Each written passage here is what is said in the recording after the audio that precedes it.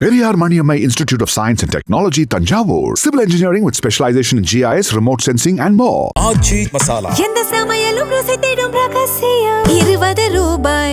நக்கீரன் நேயர்களுக்கு வணக்கம். இன்று நம்முடன் கருத்துக்களை பகிர்ந்து கொள்ள இணைந்திருக்கிறார் அரசியல் விமர்சகர் முனைவர் ராமசுப்ரமணியம் அவர்கள். வணக்கம் சார். வணக்கம் மிஸ்டர் ராஜுவேன். 2026 தேர்தலுக்கு முன்பு நம்ம பல முறை சந்திச்சு பேசணும். தேர்தலுக்கு அப்புறம் இப்போ தான் நமக்கு நேரம் கிடைச்சிருக்கு பேசுகிறதுக்கு.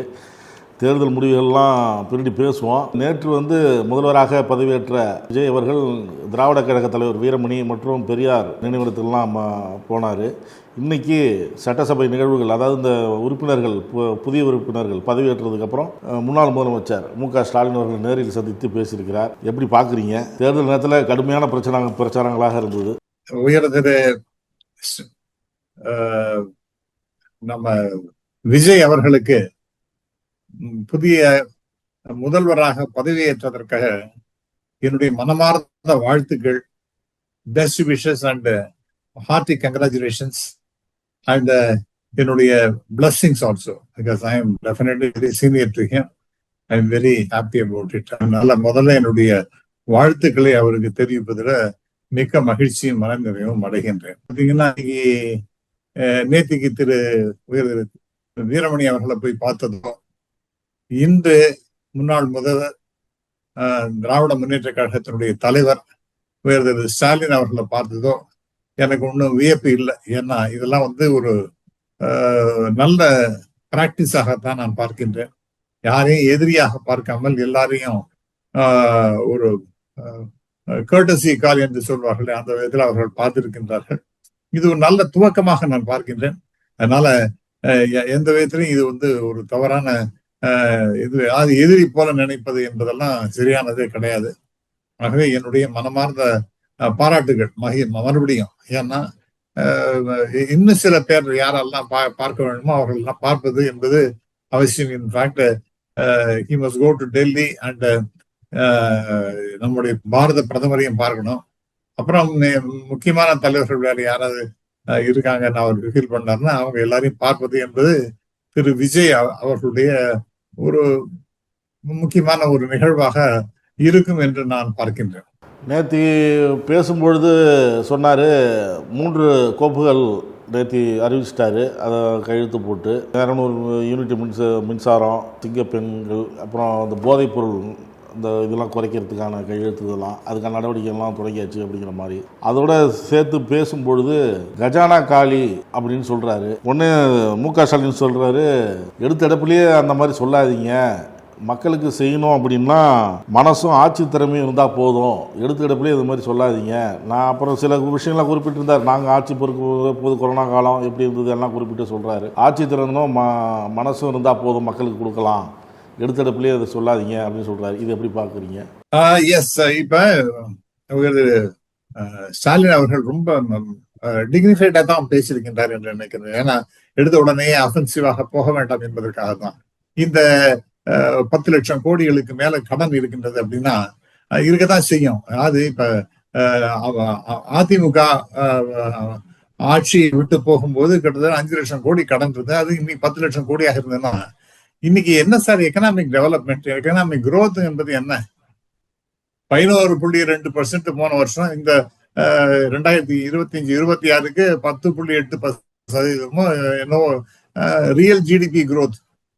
அண்ட் இது ஒரு அசாதாரண பிரம்மாண்டமான வளர்ச்சி. ஆகவே ஒரு பிரமாதமான பொருளாதாரத்தை அவருக்கு கொடுத்துட்டு போயிருக்காரு. திராவிட முன்னேற்ற கழகம் ஆபீஸை விட்டு வெளியில போகும்பொழுது ஒரு மிக சிறந்த பொருளாதார நிலைமையை தமிழ்நாட்டுக்கு கொடுத்து விட்டு போயிருக்கின்றார்கள் என்பதுதான் யதார்த்தமான உண்மை. கடன் வச்சுட்டு போயிருக்காங்க. கடன் வாங்காம யாராலையும் எந்த டெவலப்மெண்டல் ஆக்டிவிட்டியும் பண்ண முடியுமா? நான் சொன்ன மாதிரி 5 லட்சம் கோடியிலேருந்து 10 லட்சம் கோடி ஆச்சு. அதே நேரத்தில் எந்த அளவுக்கு வெளிநாட்டு மூலதனங்கள்லாம் வருவதற்கு இவர்கள் முயற்சி செய்திருக்கின்றார்கள். எலக்ட்ரானிக்ஸ் அண்ட் எலக்ட்ரிக்கல் அந்த குட்ஸ் எக்ஸ்போர்ட்ஸ் எடுத்தீங்கன்னா நம்பர் 1 இந்தியாலேயே தமிழ்நாடு தான். அதே போல உயர் படிப்புக்கு போகின்ற மாணவர்களின் எண்ணிக்கை அப்படின்னு பாத்தீங்கன்னா இந்தியாலேயே கிட்ட கூட நெருங்க முடியாது, மிக சிறப்பாக இருக்கின்றது. அப்புறம் ஹியூமன் ரிசோர்ஸ் டெவலப்மெண்ட் என்று பார்த்து சிறப்பாக இடம் தமிழ்நாடு. அப்புறம் டிஸ்பர்சல் ஆஃப் இண்டஸ்ட்ரீஸ், ஒரு இடத்திலே குதிக்காமல் ஏதாவது சென்னையோ அல்லது கோயம்புத்தூரோ இப்படி இல்லாமல் எல்லா இடங்களிலும் தொழில் வளர்ச்சி என்பது நாம் பார்க்கின்றோம். ஆகவே இதெல்லாம் டக்குன்னு யாரோ சொன்னாங்கிறதாக இவர் இது ஒரு மேடை பேச்சு, ஒரு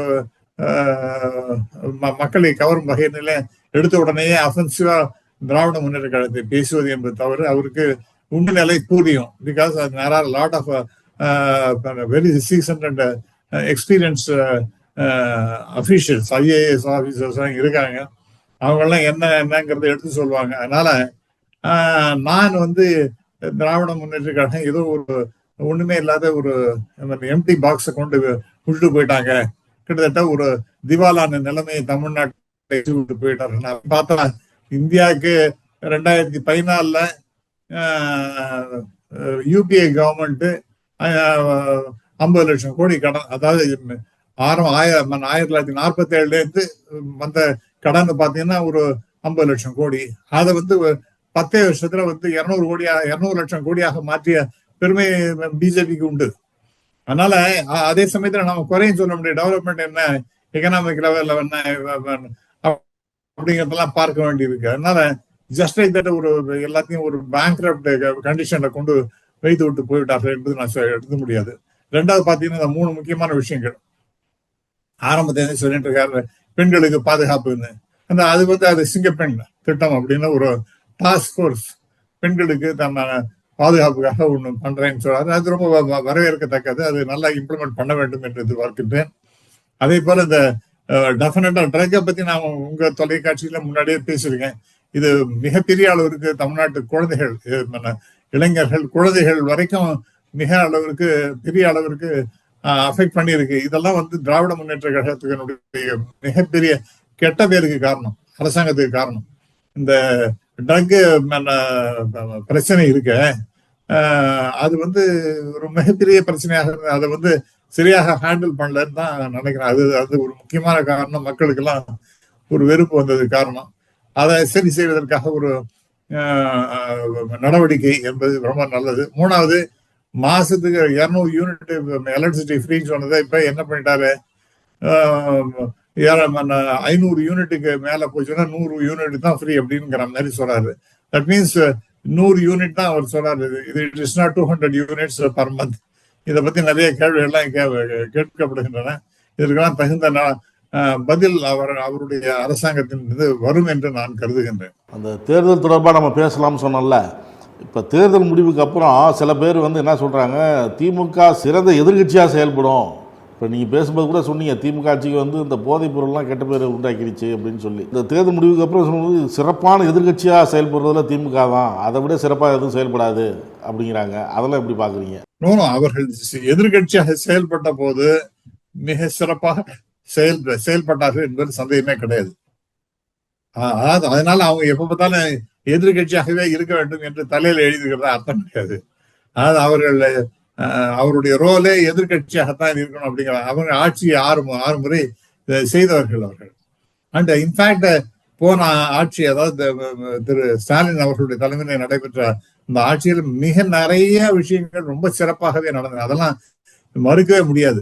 நான் சொன்னது போல எக்கனாமிக் டெவலப்மெண்டா இருக்கட்டும், அதே மாதிரி இந்த மருத்துவ வசதிகளாக இருக்கட்டும், அப்புறம் நான் முதல்வன் திட்டம், அதாவது இளைஞர்களெல்லாம் எம்ப்ளாயபிலிட்டி ஸ்கில்ஸ் இம்ப்ரூவ் பண்றது, அப்புறம் யூபிஎஸ்சி எக்ஸாமினேஷனுக்கெல்லாம் தயார் பண்றது, இந்த மாதிரி பல விஷயங்களும் ரொம்ப நுணுக்கமாக அவர்கள் பார்த்து பார்த்து பார்த்து நல்ல விஷயங்கள்லாம் செஞ்சிருக்காங்க. அதெல்லாம் யாரும் மறுக்கவே முடியாது. அதெல்லாம் எவ்வளவு மிகப்பெரிய அடுத்ததாக அந்த காலை உணவு திட்டங்கிறது ரொம்ப பிரமாதமான திட்டம். அது குழந்தைகளுக்கு government schools and private schools, aided ஸ்கூல்ஸுக்கு இந்த காலை உணவு திட்டங்கிறது ஒரு மிகப்பெரிய வரப்பிரசாதமாக அந்த திட்டம் அது.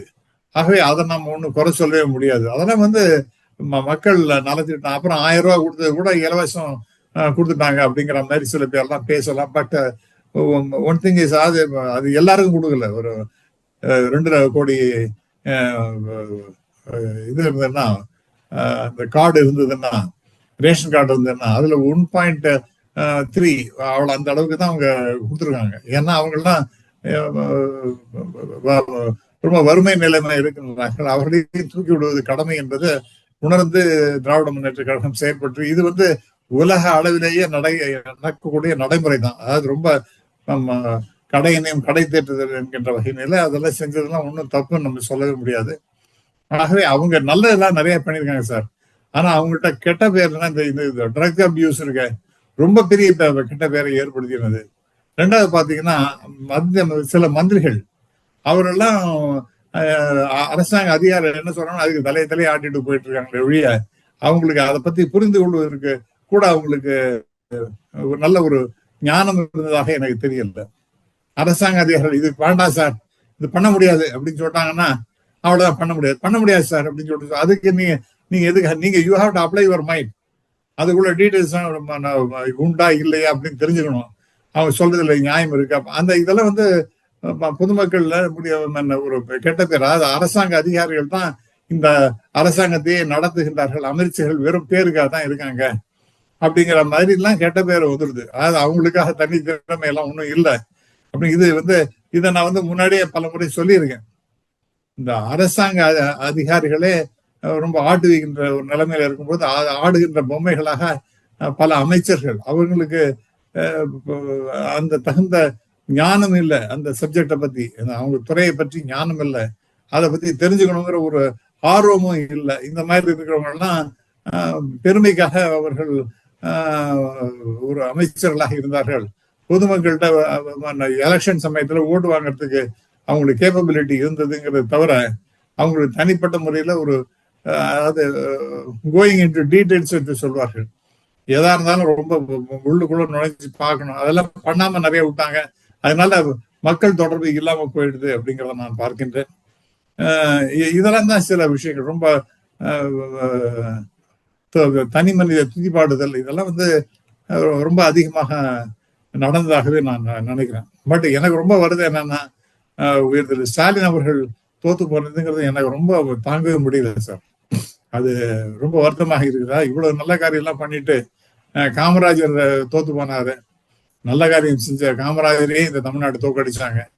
அதுக்கு அடுத்து பாத்தீங்கன்னா மிகப்பெரிய அளவிற்கு வருத்தத்தை தருகின்ற நிலைமை என்னன்னு பாத்தீங்கன்னா உயர்திரு ஸ்டாலின் அவர்கள் நான் பார்த்து அவர் ரொம்ப நல்ல மனுஷன் சார். அது நான் எந்த விதமான குறையும் சொல்ல மாட்டேன். அவர் நல்லதான் செய்யணுங்கிற ஒரு பெரிய உத்வேகத்தோட செயல்பட்டவர். அவருக்கு சரியா உதவியாக நல்ல மினிஸ்டர்ஸ்லாம் இல்லை. மினிஸ்டர்ஸ் திருப்பி அதே ஆட்களையே பார்க்கறது. அவங்களுக்கு ஒரு பெரிய அட்மினிஸ்ட்ரேட்டிவ் ஸ்கில்லும் கிடையாது, பெரிய ஞானமும் கிடையாது.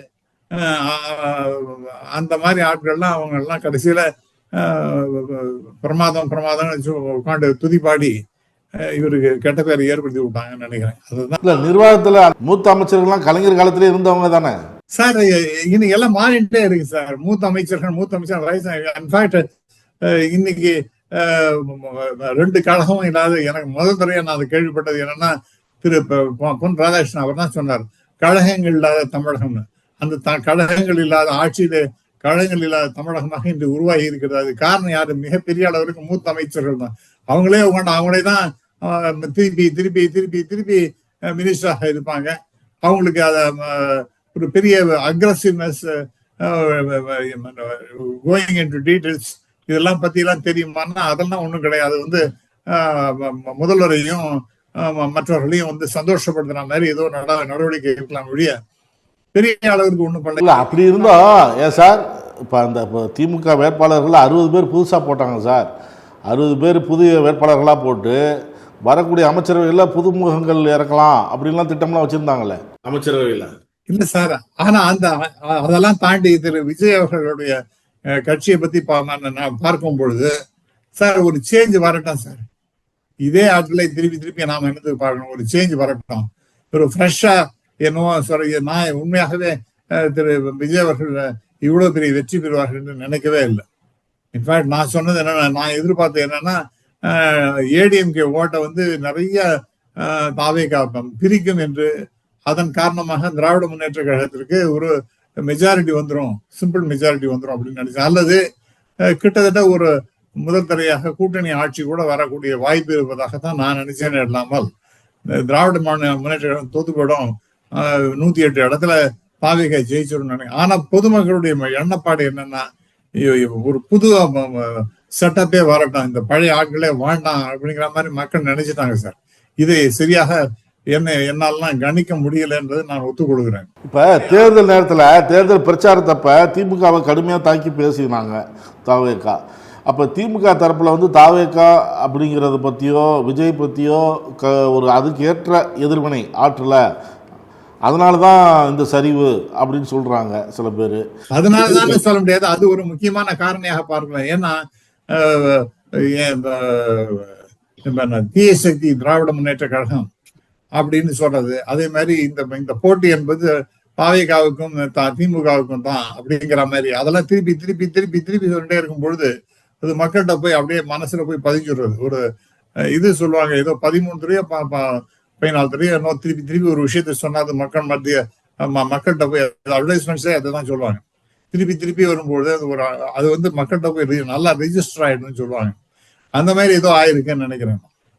ஸோ அதுக்கு நீங்க கவுண்டர் பண்ணிருக்கணும். அவங்களை வந்து கம்ப்ளீட்டா இக்னோர் பண்ணி we are ignoring mister Vijay completely அப்படின்னு பார்த்தா கடைசியில் என்னென்ன கவுண்டர் ப்ரொடக்டிவ் ஆகி அவர் சொன்னதான் கரெக்ட் போல இருக்கு, ஒரு மிகப்பெரிய தீய சக்தி திராவிட முன்னேற்ற கழகம் அப்படிங்கிற மாதிரி மக்கள்கிட்ட ரெஜிஸ்டர் ஆகிறதுக்கு ஒரு I think strategically the have failed. அப்படிதான் அது ஒரு விஷயமாக நான் பார்க்கின்றேன்.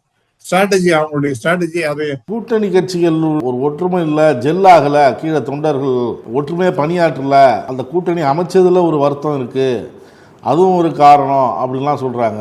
அதை எப்படி பாக்குறீங்க சார்? ஒண்ணு சந்தேகமே கிடையாது சார். அது அந்த காங்கிரஸ் திருப்திப்படுத்துவதற்காக என்னவெல்லாம் கடுமையான முயற்சியெல்லாம் அந்த திராவிட முன்னேற்ற கழகம் எடுத்து எல்லாரும் நம்மளோட சேர்ந்தவங்க எல்லாருமே இருக்கணுங்கிற ஒரு நல்ல எண்ணம் தான், அதை நான் தப்புன்னு சொல்ல மாட்டேன். ஆனால் நடந்தது என்னன்னு பாத்தீங்கன்னா, காங்கிரஸ்காரங்க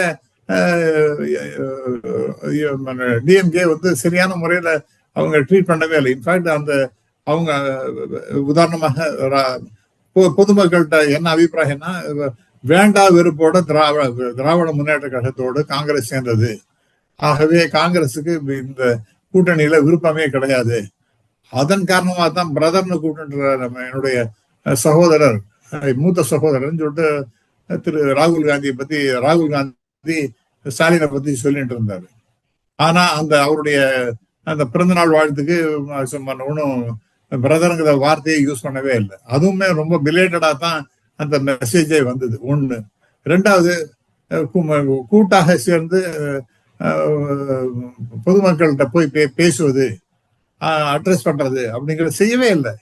அவர் பாட்டு தனியா அவர்தான பண்ணிட்டு போயிட்டார். வருவாரா வரமாட்டாரான்னு பெரிய கொஸ்டின்ஸ் எல்லாம் இருந்தபோது திடீர்னு 3 நாளைக்கு வந்தாரு, இன்னும் பேசிட்டு போயிட்டாரு. அதனால என்ன ஒரு இம்ப்ரெஷன் கிரியேட் ஆயிட்டுன்னா, காங்கிரஸுக்கும் டிஎம்கேக்கும் சரியாக ஜெல்லாகல. அதே போல விடுதலை சிறுத்தைகளுடைய தலைவர் அவரும் சொல்லி இருக்கின்றார், நிறைய இடத்துல விடுதலை சிறுத்தைகள் சரியாக கூட்டணி கட்சிகளோட சேர்ந்து வேலை செய்யலைங்கிற மாதிரி, அதையும் நாங்க வந்து ஒரு டீட்டெயில்ஸ் எல்லாம் எடுப்போம், அதை பத்தி நாங்க ஆய்வு செய்வோம் அப்படிங்கிற மாதிரி பேசுவோம். அதெல்லாம் நடந்திருக்கு. அதெல்லாம் இன்னும் டீட்டெயில்ஸ் எல்லாம் போனீங்கன்னா கம்யூனிஸ்ட் கட்சிகளுக்கும் நிறைய வருத்தங்கள்லாம் இருந்திருக்கின்றன. ஆனா நார்மலா கம்யூனிஸ்ட் எல்லாம் வந்து விட்டு விடுக்க மாட்டாங்க. ஒரு கொள்கை பிடிப்போம், குறைவான எண்ணிக்கையில் இருந்தா கூட ஒரு முடிவு என்று எடுத்தா அதை வந்து தீர்க்கமாக செயல்படுத்தக்கூடிய இடத்துல தான் அவங்க எல்லாம் இருக்காங்க. ஆனால் இந்த கூட்டணிக்குள்ள ஒரு சரியான புரிந்துணர்வு இல்லை அப்படிங்கிறது தான் உண்மையாகவே இருக்கின்றது சார். அதுதான் நான் பாக்குறேன். ஆனா இது வந்து தயவுசெய்து அப்படியே போடுங்க. பட் ஒரு சேஞ்சுக்கு 1967க்கு முன்னாடி, அதாவது இந்த பிராமின் கம்யூனிட்டிக்கு திராவிட முன்னேற்ற கழக ஆட்சி வரைக்கும் பிராமணர்களுக்கு ஒரு விதமான அங்கீகாரமும் இல்லாம இருந்தது. அதாவது கேபினெட் மினிஸ்டர்ங்கிறதே கிடையாது. அதாவது ஒரு ஆர்வி இருந்தார், அவருக்கு பிறகு வேற யாரும் பிராமணனே கிடையாது தமிழ்நாட்டுல. இப்ப வந்து மறுபடியும் ஒரு Venkatraman whatever it is, மயிலாப்பூர்ல இருந்து அவர் ஜெயிச்சிருக்கார். அவருக்கு என்னுடைய வாழ்த்துக்கள். திரு விஜய்க்கு நான் பாராட்டுகளை தெரிவிக்கிறேன். தைரியமா ஒரு பிராமணனுக்கு ஒரு கேபினட் மினிஸ்டரா கொடுத்துருக்காரு பாருங்க, அந்த தைரியத்தை நான் பாராட்டுகிறேன். ஏன்னா அவங்க இன்னும் அன்டச்சபிள் அப்படிங்கிற மாதிரி, அவங்க வந்து சமூகத்துக்கு சேராத யாரோ ஒரு கும்பல் அப்படிங்கிற மாதிரி எல்லாரும் நினைச்ச போது ஒரு பிராமணிக்கு இம்பார்ட்டன்ஸ் கொடுத்து ஒரு கேபினட் மினிஸ்டர் கொடுத்ததுங்கிறது ரொம்ப சந்தோஷமாக நான் பார்க்கின்றேன். காங்கிரஸ் கட்சியை பற்றி பேசுனீங்க, அதிகமாக இடம் கொடுத்தது அது ஒரு பெரிய சிக்கலாக போயிடுச்சு. ஆனால் அதுவும் நான் நல்லதுக்கு தான் சொல்லுவேன். அவர் இருக்கணும் விரும்பினார், எல்லா கட்சிகளும் இருக்கணும் விரும்பினார் ஸ்டாலின் அப்படின்லாம் சொன்னீங்க. தேர்தல் முடிவுகள் வந்த உடனே ஸ்டாலினை கூட பார்க்காம 5 எம்எல்ஏக்களும் விஜயை போய் சந்தித்து ஆதரவு தராங்க. அது எப்படி பார்க்குறீங்க? அது டெஃபினட்டா இதெல்லாம் அக்செப்ட் பண்ணிக்க முடியாது சார். அதாவது ஒரு கர்டசி வாரண்ட்ஸ்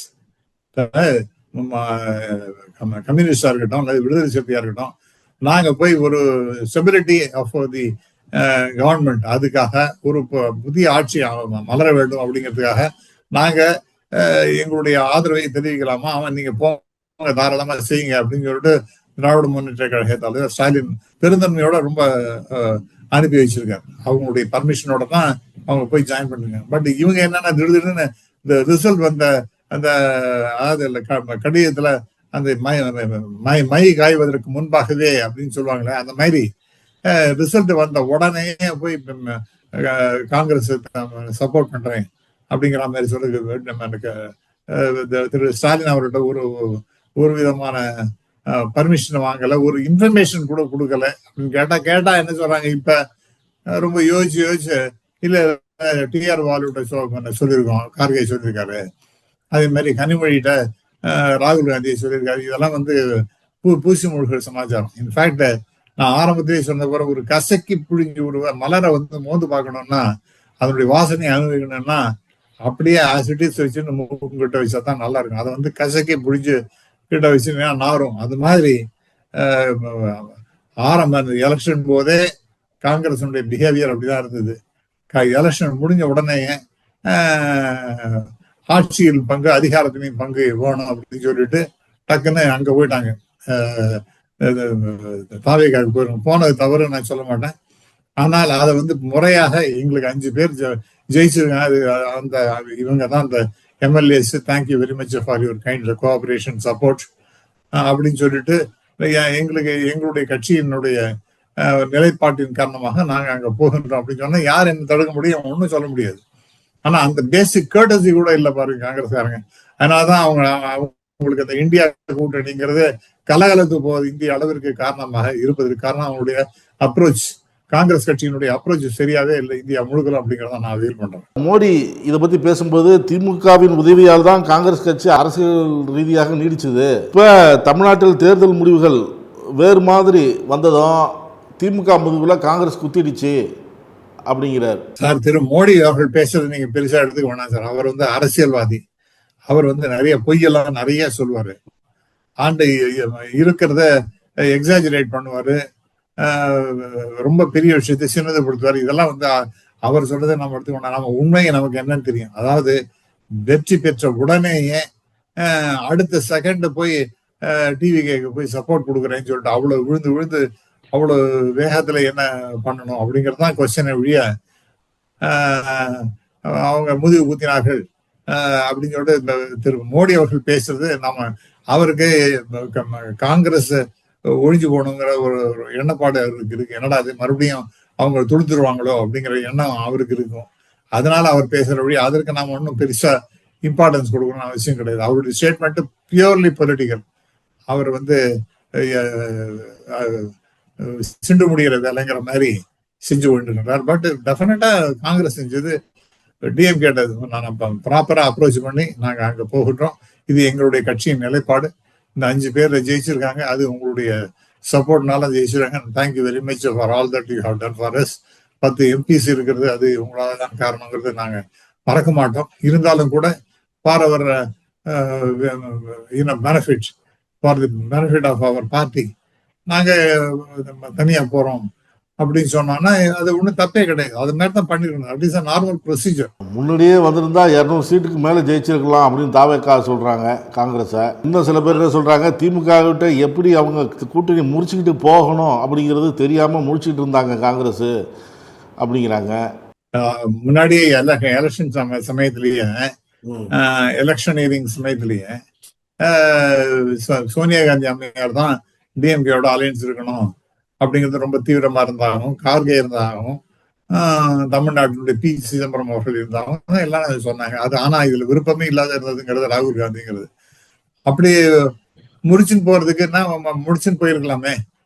அதே மாதிரி முடித்து கொண்டு முன்னாடியே போயிருந்தாங்கன்னா 200 வந்துருக்கு, 250. இதெல்லாம் வந்து ஹேஷியம், ஒரு ஹைபாத்தட்டிக்கல் ஒரு கொஸ்டின் தான் அது. அதனால அதை நம்ம அதை முடிவு போச்சு, அவ்வளவுதான். அந்த அந்த அந்த இஷ்யூ அதோட ஓவர். இப்ப நான் எலெக்ஷன் முடிஞ்சு போச்சு, ரிசல்ட் வந்தாச்சு. இப்ப விஜய் அவர்கள் ஆட்சிக்கு வந்துட்டாரு. அவருக்கு நம்முடைய வாழ்த்துக்களை தெரிவிக்கிறோம். இவ்வளவோட இருக்க முடியும். காங்கிரஸ் அப்படி பண்ணியிருந்தா என்ன இருக்கும், இப்படி பண்ணியிருந்தா என்ன இருக்குங்கிறதுலாம் நாம எல்லாம் பேசுறதுக்கு அர்த்தமே கிடையாது. திமுக கூட்டணியில் காங்கிரஸ் கட்சி 28 இடங்கள் வாங்கி 5 இடங்கள் ஜெயிச்சுது. அதிமுக கூட்டணியில் பாரதிய ஜனதா அது டெல்லியெல்லாம் போயிட்டு வந்து இவங்க மாற்றி ஏற்றி பேசி எப்படியோ 27 வாங்கினாங்க. அங்கே ஒரு தொகுதியில் தான் ஜெயிச்சிருக்காங்க, ஊட்டியில் மட்டும். இப்போ நீங்கள் இந்த மயிலாப்பூரில் நீங்கள் பேசும்போது சொன்னீங்க, வெங்கட்ரமன் அவர்லாம் எங்களுக்கு சந்தோஷமாக இருக்குது அப்படின்லாம் நீங்கள் சொன்னீங்க. அந்த இடத்துல முன்னாள் தமிழ்நாடு பாஜக தலைவர், ஆளுநர், முன்னாள் ஆளுநர், இன்னும் சொல்லப்போனால் நீங்கள் பாஜகவில் இருக்கும்போது உங்கள் மேலே நடவடிக்கை எடுத்து நீக்கினது அவங்க தான். அவங்களும் தோல்வியை சந்திச்சிருக்கிறாங்க. எனக்கு தனிப்பட்ட முறையில குரோதம்லாம் ஒண்ணும் கிடையாது அந்த அம்மா மேல. ஆனா எனக்கு அப்பல இருந்து ஆரம்பத்துல இருந்து மெசேஜ் வந்திருந்தது, தமிழிசை டெஃபினட்டா தோத்து போடுவாங்க. இன்ஃபேக்ட் அவங்களுக்கு இது கூட டெபாசிட் கூட கிடைக்காது தான் மயிலாப்பூர்ல அப்படின்னு சொன்னாங்க. ஐ டோன்ட் நோ அவங்களுக்கு கிடைச்சதா இல்லையான்னு தெரியல. 3வது இடம் வந்திருக்காங்க, ரொம்ப குறைவான ஓட்டுகளை தான் வாங்கியிருக்காங்க.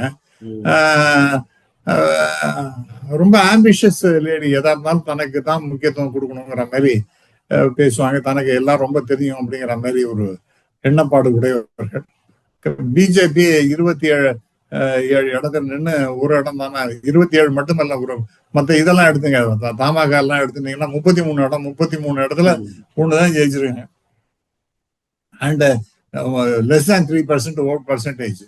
ஸோ அவ்வளவுதான். இங்க தமிழ்நாட்டுக்கு பிஜேபி இடம் கிடையாதுங்கிறது ரொம்ப தெளிவாக தெரிகிறது. டாக்டர் தமிழிசை தோத்து போனது இன்னும் எனக்கு பர்சனலா பெரிய மகிழ்ச்சின்னு சொல்ல முடியாட்டா கூட, ஒரு இப்படிதான் நடக்குங்கிறது, அது நடந்தது அப்படிங்கிறது எனக்கு அந்த விதத்தில் அவங்க எனக்கு கிடைச்ச தகவல் படி அவங்க டெஃபினட்டா தோத்துருவாங்க, டெபாசிட் கூட வராது நிறைய பேர் சொல்லிட்டு இருந்தாங்க.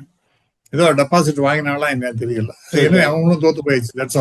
நாடாளுமன்ற தேர்தலில் பாஜக வேண்டான்னு சொல்லி அதிமுக தனியார் தேர்தலை சந்திச்சுது. அப்போ அவர் நான் இனிமேல் தேசிய கட்சியின் கூட்டணிலாம் இல்லை அப்படின்லாம் சில இதெல்லாம் சொல்லிட்டு இருந்தார். இப்போ நடந்து முடிந்த சட்டமன்ற தேர்தலில் அதே முடிவு, பாரதிய ஜனதா வேண்டாம், மற்ற கட்சிகள் கூட்டணிக்கு வரட்டும், நான் தேர்தலை சந்திக்கிறோம், அந்த முடிவை எடுத்துட்டோம் அப்படின்னு சொல்லியிருந்தா ஏதாவது ஒரு மாற்றமோ இல்லை அதிமுகவுக்கு இதை விட கூடுதல் இடங்களோ கிடைக்க வாய்ப்பு இருந்திருக்குமா சார்? ப்ராபபிலி அவங்க இந்த மாதிரி ஒரு முடிவை எடுத்திருக்கிற பட்சத்துல ஒரு தாவேகாவுக்கும் அதிமுகவுக்கும் ஒரு கூட்டணி கூட அமைஞ்சிருக்கலாம் சார்.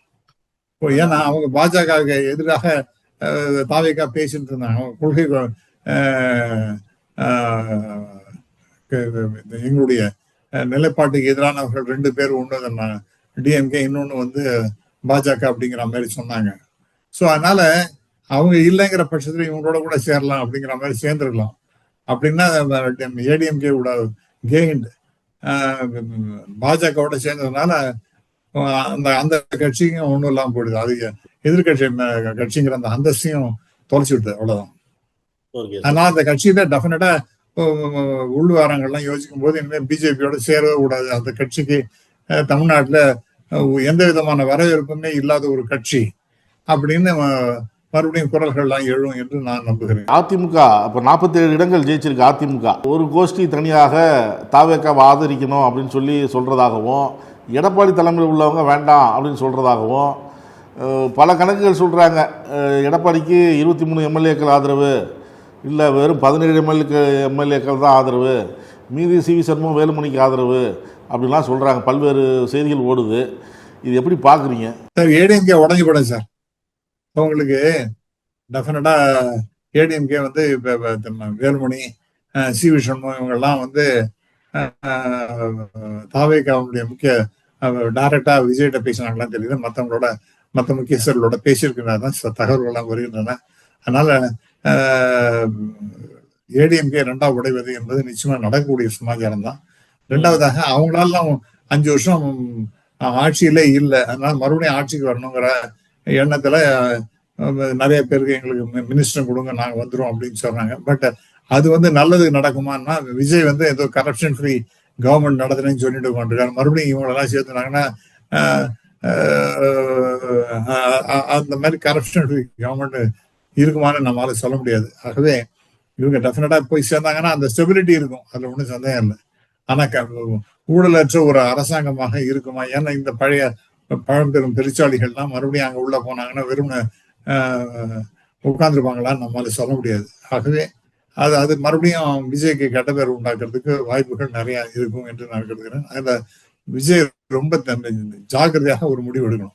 இப்போ எப்படி கி வீரமணிய மு.க. ஸ்டாலின் அவர்களை சந்திச்சாரோ அதே போல் டெல்லி சென்று பிரதமர் மோடி, சோனியா காந்தி, மத்திய நிதியமைச்சர் உள்ளிட்ட அமித்ஷா உள்ளிட்ட மூத்த அமைச்சர்களையும் விஜய் சந்திக்க போயிருக்கிறார் என்ற தகவல் வெளியாக இருக்குது. பொறுத்திருந்து பார்ப்போம். கருத்துக்களை பகிர்ந்து கொண்டதற்கு நன்றி. நன்றி sir, thank you very much. Nakkeeran டிவிக்கு சப்ஸ்கிரைப் செய்யுங்கள். உங்கள் ஆதரவே எங்கள் பலம். ஆசிரியர்களுக்கு நண்பனாகவும் மாணவர்களுக்கு ஆசானாகவும் திகழும் தேர்வு வழிகாட்டி. ஒவ்வொரு பாடத்திற்கும் அனுபவமிக்க ஆசிரியர்களின் துல்லியமான தெளிவான விடைகள். CNC இருக்கு, தேர்வு பயம் எதற்கு? இது தீரன் பப்ளிஷிங் ஹவுஸ் விற்பனை வெளியீடு.